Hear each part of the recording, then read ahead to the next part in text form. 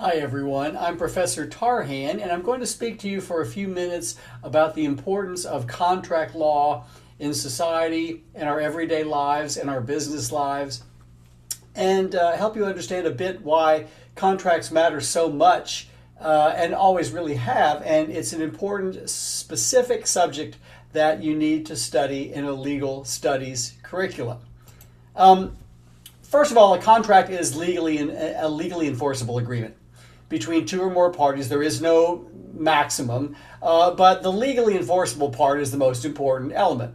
There are a lot of situations where parties may have a handshake, a gentle person's agreement, but if there are no legalities that are enforceable in a court or in an alternative dispute resolution situation, it makes business transactions that much more transitory and difficult. Okay, so the rights and obligations are established in the contract. You know, who pays when. It may not be a purchase contract. It could be 1,000 different kinds of contracts. An employment contract, a bartering situation, an agreement to not do something.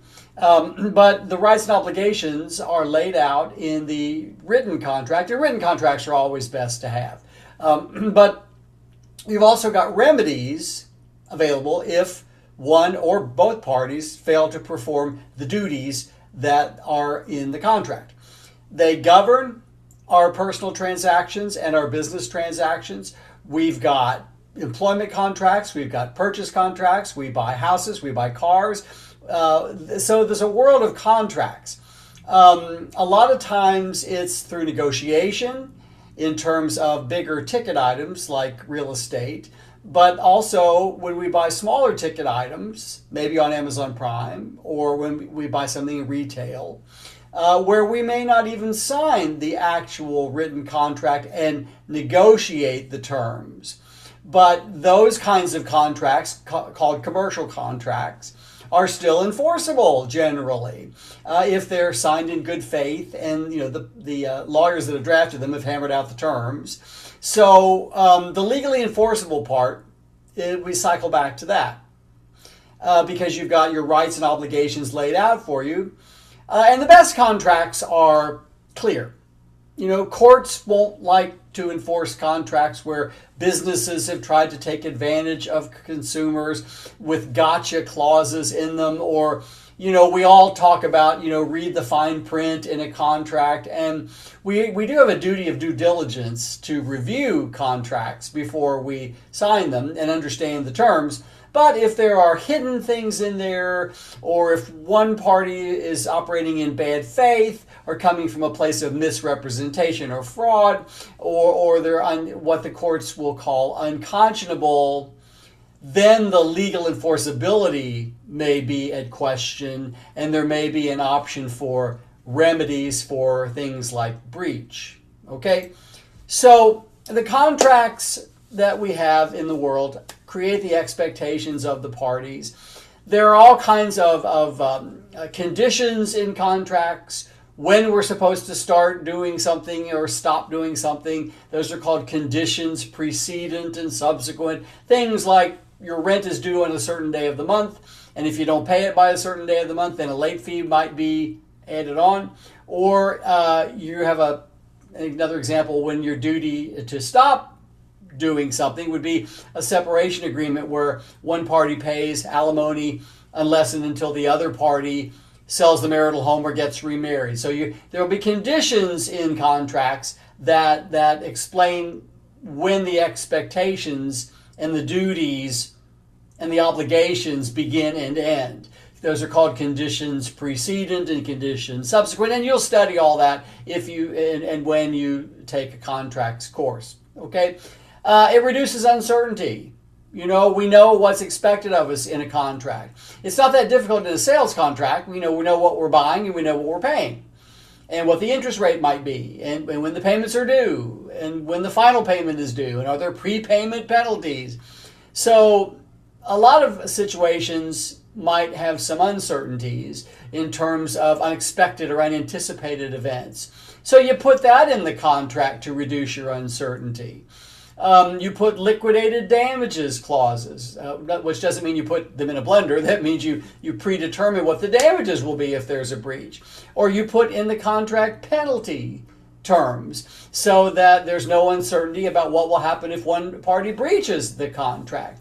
But you have to have specific contract terms, definite contract terms, certain contract terms, and everything I'm talking about right now. Attorneys are good at drafting these agreements. That's what we do.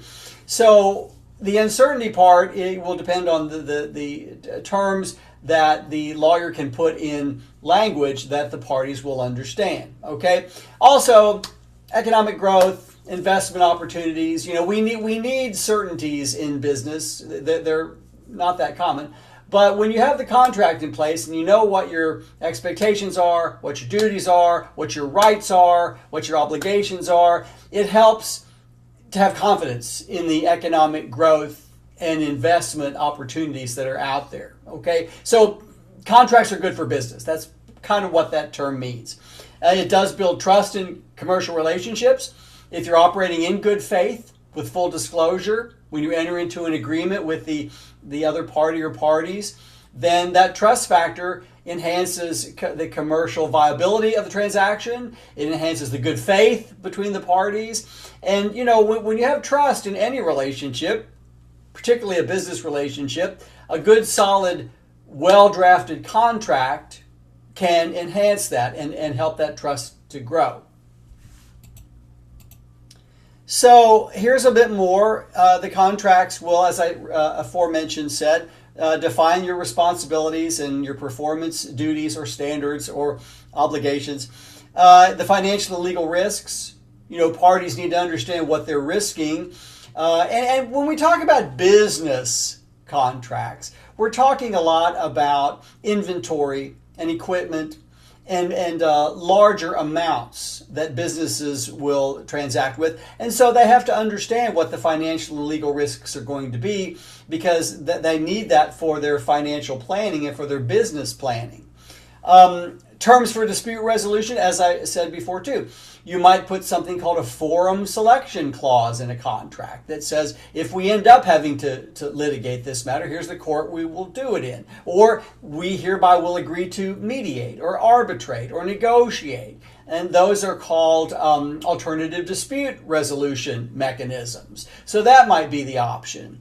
But it's always helpful as well, for peace of mind, to know what kind of a mechanism for dispute resolution, if we have any, will be in the agreement.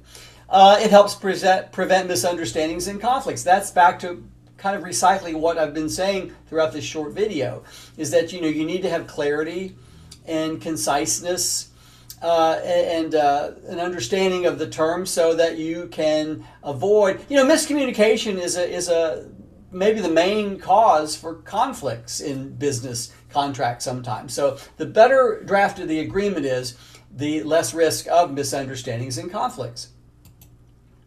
And if you do end up having to sue for a breach, you can get monetary damages, compensatory damages, damages for the loss of the bargain you expected under the contract or the benefits you expected to receive. So a lot of contract cases, breach cases, are about money.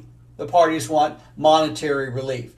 They either want to be put back in the position as if they never had a contract, or they want to be given by a judge, awarded by a court, the benefit that they would have incurred from the business contracts. Specific performance is not a money damage, but that would be a court ordering a party or parties to go ahead and complete the terms of the agreement. Maybe it's a unique piece of real estate or a unique piece of jewelry and no other remedy would work. The judge might order the parties to go ahead and complete the actual contract. That remedy is not as common, but that's another legal remedy that is available. Rescission and reformation, maybe the court will just reform the agreement and change it or cancel the contract. Courts can declare contracts void. Remember, in terms of legal remedies, in terms of breaches of contracts, courts don't have to enforce contracts. Courts are going to try to do what's fair, what's just, what's equitable, meaning what's fair, And so they'll create the remedy, whether it be money or performance or reformation or rescission of it all, depending on the facts. But again, if there are legal remedies available and it's a legally enforceable contract to begin with, going back to the first slide, this will encourage accountability and fairness. So you'll study contracts in depth in many legal curricula. And it's a very important area of law to study, because in a legal career, there is no area of law where contracts do not touch and concern those areas of law, and the reciprocal. You know, contracts are touched and concerned by criminal law, by probate situations, and by real estate situations, and by employment law. So it's a big umbrella of an area of law that does need to be studied. So these are just a few ideas about why contracts are so important in society in general, and I hope you take some time out there to study them somewhere along the way.